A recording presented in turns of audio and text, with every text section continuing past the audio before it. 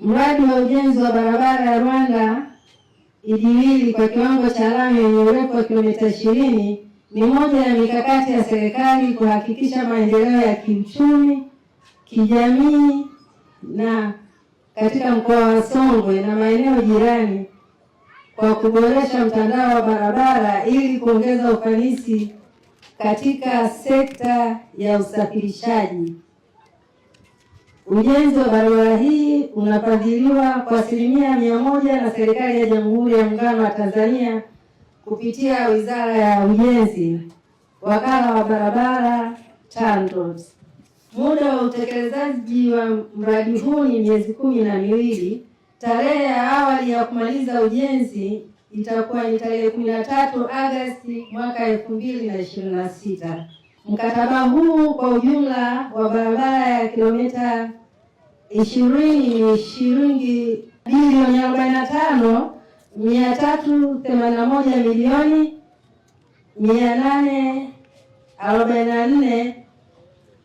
45,844,524 na senti 52 bila VAT. Hii barabara Mheshimiwa Waziri, kama nilivyosema, ina kilomita 79.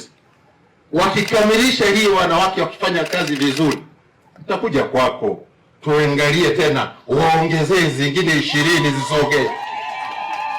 Wakimaliza hapa, ukiwaongezea vile, alafu ujikao inasogea kule kwa naibu waziri wako kule, itapendeza sana. Hebu mpigieni makofi sana Mheshimiwa Waziri. Kwa hiyo ndugu zangu, nimeiona hii kazi na nimeridhika na hii kazi, na ninaomba kama nilivyosema ya kwamba fanyeni kazi wakina mama, fanyeni kazi. Wananchi wanataka kuiona barabara yao inakamilika kwa wakati ili kusudi waweze kuitumia.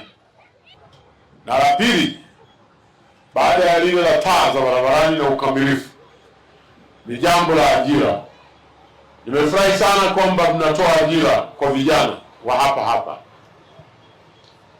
Naomba hilo msilifanyie mchezo kabisa.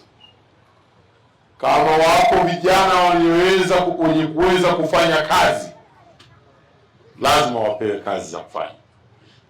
Ni muhimu sana, na wakimaliza kufanya zile kazi, ni muhimu muwape cheti, certificates za kwamba walifanya hizo kazi, ili kazi zingine zinapokuja wawe wanajulikana kwamba hawa ni wataalamu.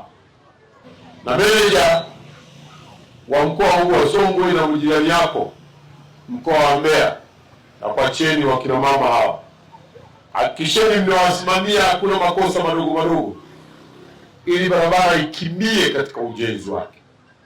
Wamenipa mimi maombi ya kuhakikisha fedha zinapatikana, tutahakikisha hizo fedha zinapatikana.